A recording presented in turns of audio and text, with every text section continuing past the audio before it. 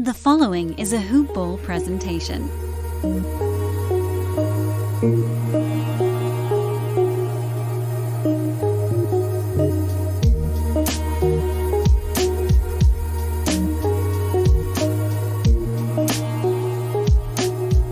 The tale of two games. Raptors sneak out a victory and then get popped in the mouth by the Lakers. Welcome to the Hoop Ball Toronto Raptors podcast. As always, I am here with Kieran Smythe. What's going on? And Ben Harrison. G'day, everybody. You can follow the podcast on Twitter and Instagram at HoopBallRaptors. And Ben, tell the people how they can find you on the lines. On the lines, you can follow me at Benny and the Raps on Twitter, and same thing on Instagram. And Kieran, do you want to tell the people how they can find you on the social medias? On Instagram, it's at KDilla1981, and Twitter is at K_Dilla. All right, excellent. And if you are looking for basketball material, head on over to the mothership, hoop-ball.com. That's hoop-ball.com. Whether you're looking for info on betting, DFS, or full season fantasy, hoop-ball.com has it all. As well as if for some reason you wanted to hear a different team's podcast, there's a bunch of ones over there as well that you can go have a look at. Well, those were some games. They happened. Were they important at all? Who knows? Ben, is there something out of the Washington game that you found is predictive or interesting for the rest of the season? Oof, for the rest of the season? I don't know. I mean, it's I know we call ourselves analysts here, but it's pretty hard to get a full read on this team when every night you just don't know what to expect. I called this one the Alex Len revenge game, if you remember him. He was part of our team early on in the season. He looked like he had a little extra bounce in his step Monday night against the Raps. But I don't know. Beyond that, for the Raptors, it was the first game we saw Fred VanVleet have to sit out with kind of a mysterious, I believe it's a hip injury. Not too sure what's going on with him. Hip strain, but he had an MRI and it looks clean, so they're just kind of, making sure that he's 100% before they put him back out there, it looks like. Keep telling me him and Lowry one have of those hangnails, and they're just resting them because they don't care about winning anymore. There's the cure we know and love. Looking forward, I guess we had another big night from Malachi Flint. 2 nights, really, if you include the Lakers game. He looked great, filled up the stat sheet again. I think he almost had a 5x4, right? 16 points, 6 boards, 4 dimes. Just missed on the blocks. Yeah, he was just, 1 block shy. And the only other thing I really noticed was, we lost the rebound battle again, predictably. But we did crush them in the paint on Monday night. It was 64-35 in favor of Toronto. So, we're never going to be that team that just dominates the boards. But if we can play like that, kind of going inside out on offense, then we might be able to survive without a dominant big man. But Well, when you're only shooting 20% from 3, you better be winning the battle in the paint. So... yeah. That is fair. Kieran, was there something out of the Washington game that you felt, other than just, they won? It was something that might be interesting for the rest of the season or different than what you've seen before? Well, things to note, another no-attempt game from Stanley Johnson. 12 minutes, we didn't have a ton of playing time, but just we can't seem to find a way to get this guy into the offense. Baines actually had a pretty, respectable game this one. Percentages were okay, maybe a couple extra threes. Got 8 rebounds, including 3 offensive, which is, a big plus for a team that's struggling to rebound. So I'll give credit where credit's due. Boucher seems to be having a little hard time in these last few games. So that's a bit concerning, especially if we're going to have him playing more minutes or starting and things like that. Shot 25% from the field, 1 for 7 from 3. So he's kind of reminding me of the old Boucher that we used to see, only for couple minutes a game, and he would just come out, lob up a couple ill-advised threes before he sits down again. So I don't want to see a return to that from him. But overall, I kind of, at the end of the game, I'm sort of buying into the we should be tanking more than anything thing. So I was excited when we were down at the end of the game, and then Gary Trent, had to come in and ruin that.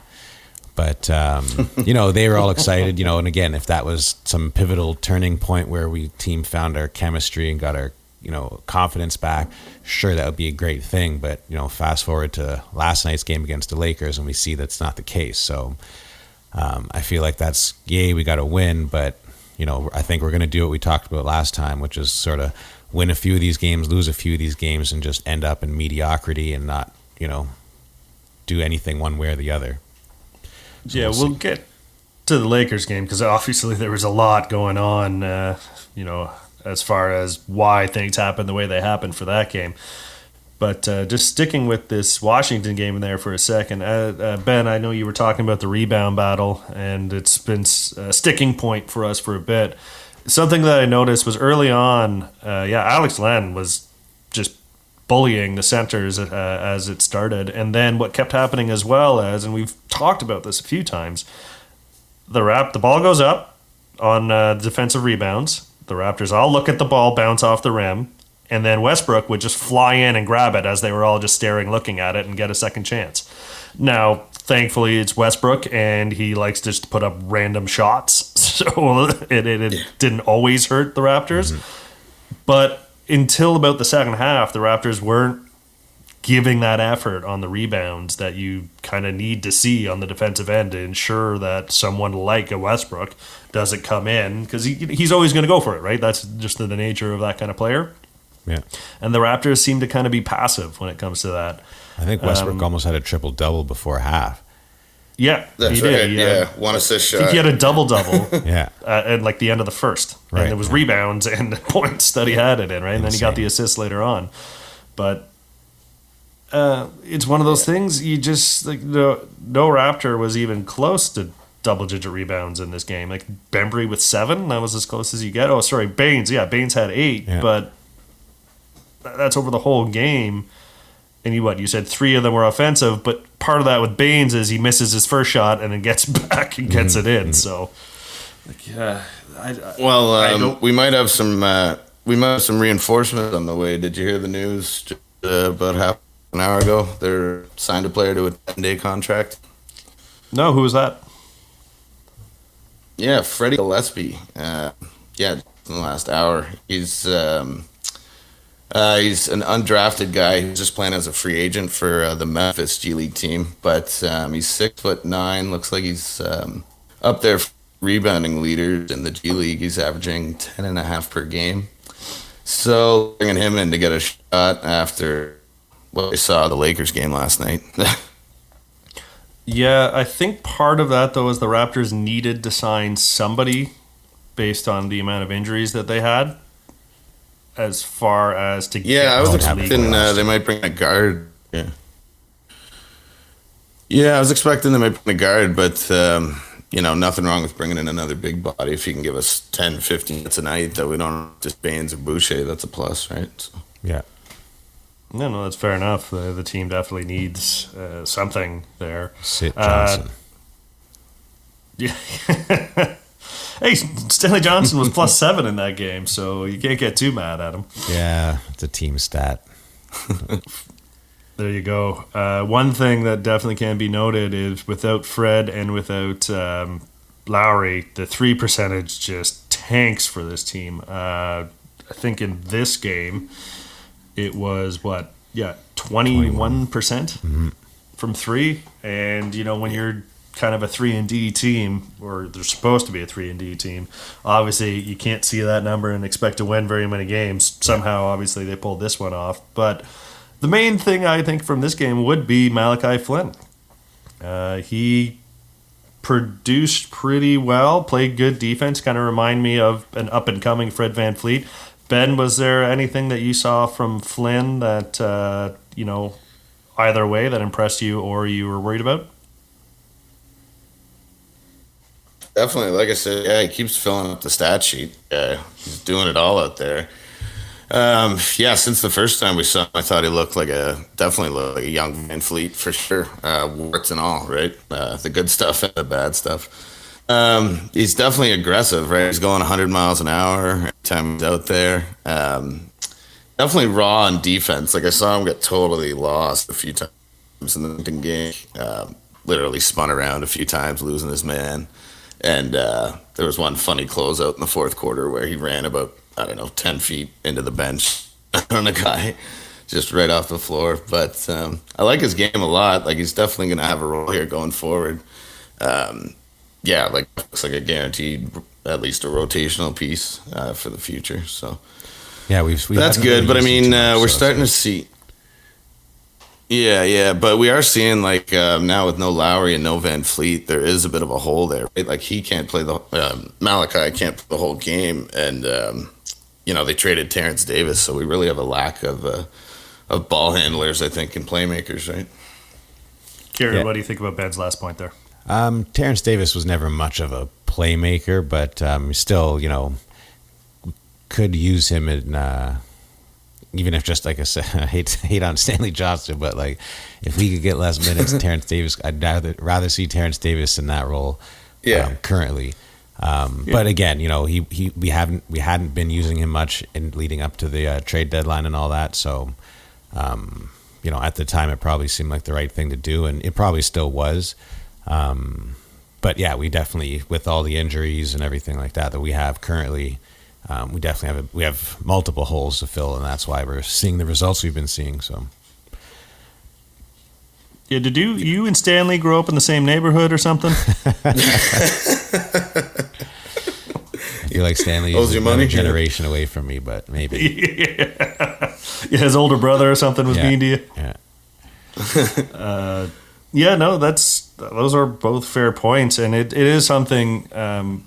We've talked about this before with Gary Trent Jr. is that he's more of a norm, right? Like, he's the kind of guy you get the ball, like to see him make some, big shots or cutting to the net or something like that. But he's a shooting guard. He's not the guy you want to rely on to run your offense. You're not getting double with assists with Trent.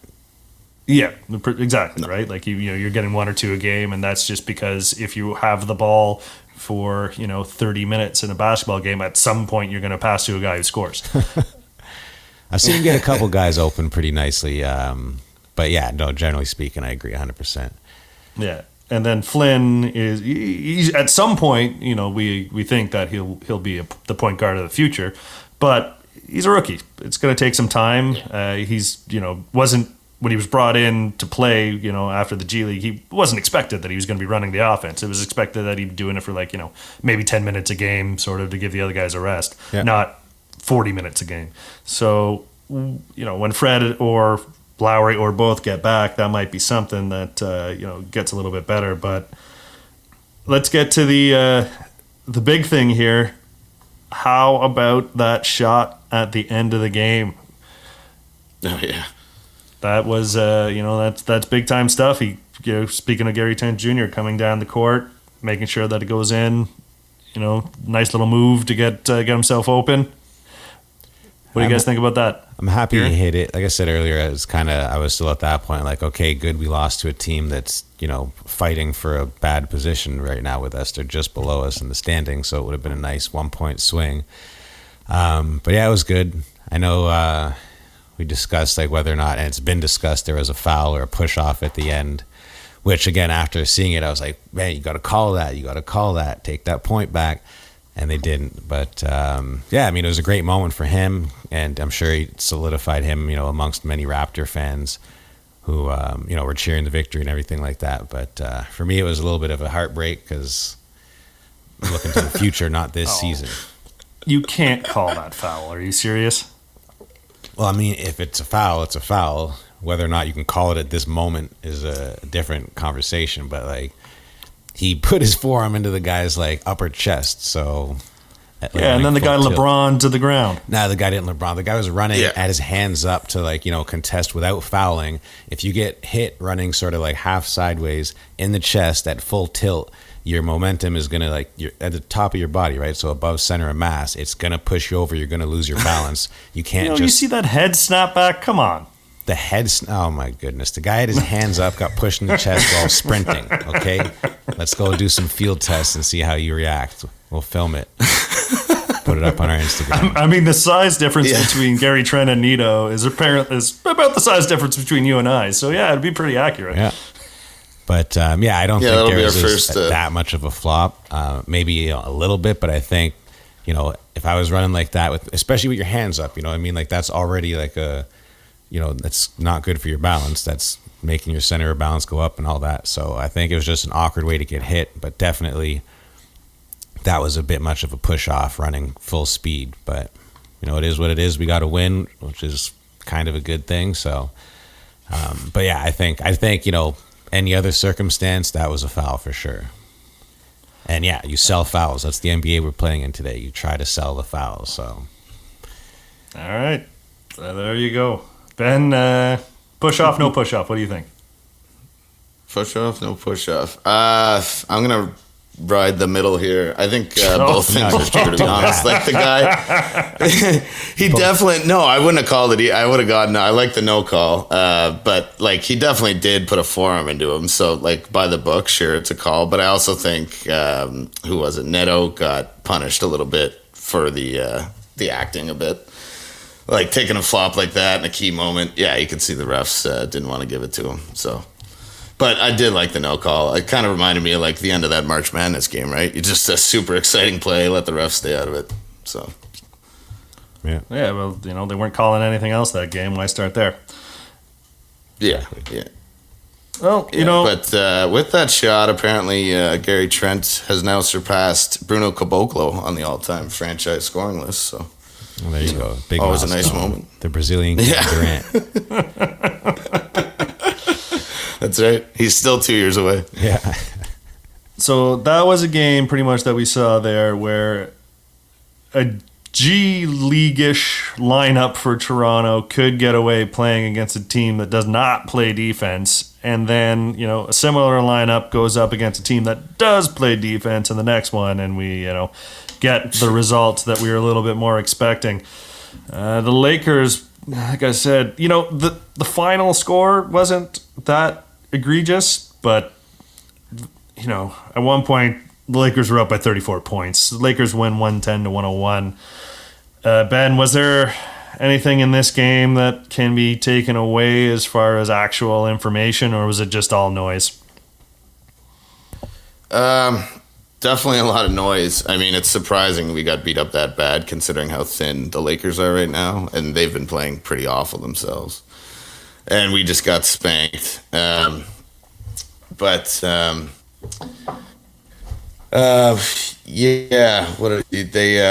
wasn't surprised when they signed that Freddie Gillespie kid because the big stat I saw last night was 13 rebounds in the first half. The entire team. Just unbelievably bad, even by our standards. Yeah, I think at one point the Raptors had 6 rebounds and Gasol had 7, or the other way around. And Gasol doesn't jump anymore. So how are you getting out rebounded by a guy that doesn't jump? Yeah, I know. I love those 3-ball shots he takes where it's pretty much just his stay toes. But yeah, he looked kind of like Alex Len. He looked like he had a little more energy last night.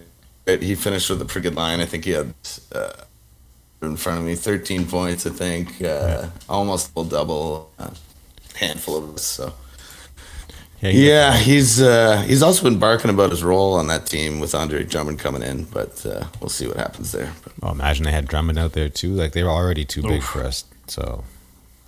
Yeah, Kieran, was there something in this game that you saw, kind of similar question there, that's, not just noise based on like what the Raptors had available and what the Lakers had available? No, I mean the big number for me in this one is 15.2% as a team from a 3-point line, which is just like you're never going to win a game like that. Why are we still shooting so many threes if they're not going in? Siakam was 0 for 6. Still had 27 points, but that's probably like one of the worst 27-point performances. Like it just was not a good game for him. On a positive note, though, Baines for only playing 12 minutes, which is Strange, I guess, a little, since he's one of our bigger guys and it's a big team. But, didn't put up terrible numbers. He got 6 rebounds in 12 minutes, shot 80% from the floor. So another, respectable game from him. Like, if I see a game like that from him, if we have other performers, I'll take those numbers, So that's 2 games in a row now where we've got some decent production from him. And so if he can keep doing that moving forward, I mean, that's all we really need from you. He didn't get any steals, didn't get blocks, no assists, but whatever. You got 6 rebounds in 12 minutes. That's pretty good numbers and good usage. So hopefully you can continue that moving forward once we get like either a healthy Van Vliet or Lowry back in. This was a painful game to watch from start to finish. It was our turn to get our points doubled like we did to Golden State there for a while in the second quarter. Yeah. There's not too much you can really take away from this game. I mean, some of the guys doing what we like to see. OG Anunoby was very aggressive, throwing people around. Tuesday Night Raw wrestling. Yeah. Did you see how he just lifted up that man who was like 6'10"? Yeah. Well, no, wasn't it? Yeah, that was an impressive suplex. It was right? Schroeder, yeah. wasn't it? Yeah. That he tossed over like that? Or Schroeder? Yeah. It was crazy. Schroeder. At first, it kind of looked like funny. it wasn't on surprised. Purpose. But then you see, it's like, no, that's the other arm that came around and lifted him up. Grabbed the guy's leg. Like, I don't know. It was such a weird. And then he was just so nonchalant. Like, kind of like when he hit that. I forget which game it was, but he hit that buzzer beater for us, and like the whole team ran over Boston. To him. He just slowly walked. Yeah, that's right, and just slowly walked off when we were down in the playoffs. And it's like no big deal, whatever. It's kind of like that. He just, you threw this guy in his back. Like, if you weren't going to fight him, what are you doing? You're just going to toss him and walk away? Be like, well, I don't get it. So it's just sort of, OG is a kind of quirky guy like that and just not very emotional. And it was just a weird thing to see. That's kind of, I guess, him showing a bit of emotion and then not wanting to or something. I don't know, but it's a weird moment for him for sure. But he's getting famous now for like his subdued TV interviews, right? They're calling him like the new Kawhi Leonard, where he just barely says anything, doesn't show any emotion. So I think that was kind of it, right? A little bit of the team frustration shown, but that was that was pretty funny. I know the guys on TV were like acting all surprised that he got thrown out, and I'm thinking, with everything else they've been calling this year and throwing people out for and technicals and everything, of course they're gonna give you the ejection for that. Yeah, that wasn't like a play on the ball or like a hard foul or anything. No. That was a full on like a wrestling move. So I think you have to kick him out for that. Yeah, that's one of those things where I'm usually the guy that kind of sides with the Raptors a little bit here, being like, with close calls, I'm going to side with the guys. But you lifted a man off the ground. Mm-hmm. Yeah, they're not going to like that. One thing that we got to keep an eye on, though, is they've been suspending people for, leaving the bench and that sort of thing when things like that happen. And, you can see Van Vliet kind of in the background there, way off the Raptors bench, kind of coming over. He was just there to try to calm things down, but they don't like that in general. Same thing with LeBron Ben doing the same thing. Oh, frickin' LeBron. Wear your mask. If you're going to wear your mask, wear your mask. And if you're going to be injured and not in the game, you shouldn't be getting involved in like the on-court scuffles and stuff. And he's got to tweak his other ankle. He was the guy talking to the ref. And didn't like that. But it's more just for, it's expected that Van Vliet should be back in one of the 3 games coming up for the rest of this week. It would be very disappointing if he has to sit because he's suspended because of this, little scuffle here. Yeah. Hopefully nothing comes Well, out. when they signed this kid this morning from Memphis, it made me think maybe Van Vliet's going to be out a little longer, but we'll see. Oh, no, they had to sign somebody. I knew that. Like, by Thursday, I think something to do with the NBA, like the agreement, they had to have X amount of players that are available during some sort of time. I'd have to look into it a little bit more, but I did hear a lot of them saying the Raptors, no matter what happens, have to sign somebody in this week to a 10-day contract just to fill out the lineup. Because they had one of the guys is in protocols, Hood is down with the hip injury, and then with Lowry and Van Vliet both day to day, I think if someone were, and also if Van Vliet were to be suspended for this upcoming game, and Bembry, it would get down to, I think they'd have 8 guys that are even available, let alone good enough to play. So, Fair enough. Right. Makes sense. yeah, it's just Hopefully one of gets those a few weird boards for us. Didn't NBA mention things. Bembry much today, but he hasn't been doing too bad these last couple of days. He's shown a lot of promise and like bright points, and then other times just sort of looking a little lost and chaotic. But I've liked a lot of what I've seen from him the last few times, stepping up with the extra minutes. Yeah, no, he's getting Yeah, himself definitely. involved. Go ahead, Ben. Yeah, no, yeah, he just, you definitely notice him, right? He's not a quiet player out there, Yeah, which is always, I prefer that. Like, he's super active on defense. Mm-hmm. He's got that same kind of, I don't know, vigor as Gary Trent, it seems. They kind of look like a decent pairing when they're on the court together, so. Yep. Yeah, I like what I've seen of DeAndre Bembry. Definitely, I guess he took the starting spot, right, from Freddie. Yeah. Yeah. Yeah, Flynn's a good guy off the bench, so hopefully that Yeah, dynamic works. The thing that I mean, he's I'm playing like starting to notice- 35 minutes, but yeah, off the bench. Yeah, well, it's the same thing with Flynn, right? Flynn's technically been off the bench the last bunch of games. But That's what I mean, yeah. That's what we're talking Oh, about. Yeah. all right. One thing that I am noticing about the offense when you don't have a Lowry or a Van Fleet, yeah, they're getting a lot of points in the paint, but it seems to be that's more happening early on, and then the opposing defense sort of figures it out. These guys seem there's not a lot of difference in the style. It's pretty much drive straight at the net and then put up a layup. So, the first couple times you do that, you're going to catch them off guard, but there's no pick and roll. There's no, variation on how they're doing it. It's not like there's a guy cutting in the back and then the guy cutting straight up is passing it off. Every now and then you'll see a nice play like that, but it's clear why they're having some issues creating baskets on offense. It's because there isn't a creation guy on this team right now without Van Fleet or Lowry, and that's why Bembry and guys like Flynn, something they're getting points kind of quickly, and then you notice that it's like Boucher has been blocked like 3 or 4 times going straight at the net because they know exactly what he's going to do. Yeah, and without those guys, like Lowry and Van Fleet on the perimeter, sort of keeping it spaced out, it's a lot easier. If we're going to shoot 15% or 21%, it's pretty easy to just clog the middle up and make us hit those threes that we'll take. So it's a pretty easy strategy. Yeah, Ben, have you seen anything about the kind of I'm not sure what exactly the word is for the offense, but the stagnant kind of style? Is there something that you're noticing that they're doing or not doing? Yeah, that's as good a word as any for it. You pretty much can write the game script now. First half, some of the guys have energy. Siakam gets to the rim a bit. Then you get into the second half, and it's either that or, just a lot of perimeter shooting. The only guys you really see work in the mid-range at all are OG Anunoby and Gary Trent Jr. a bit. He's got that nice mid-range kind of pull-up fadeaway move he likes to put on guys.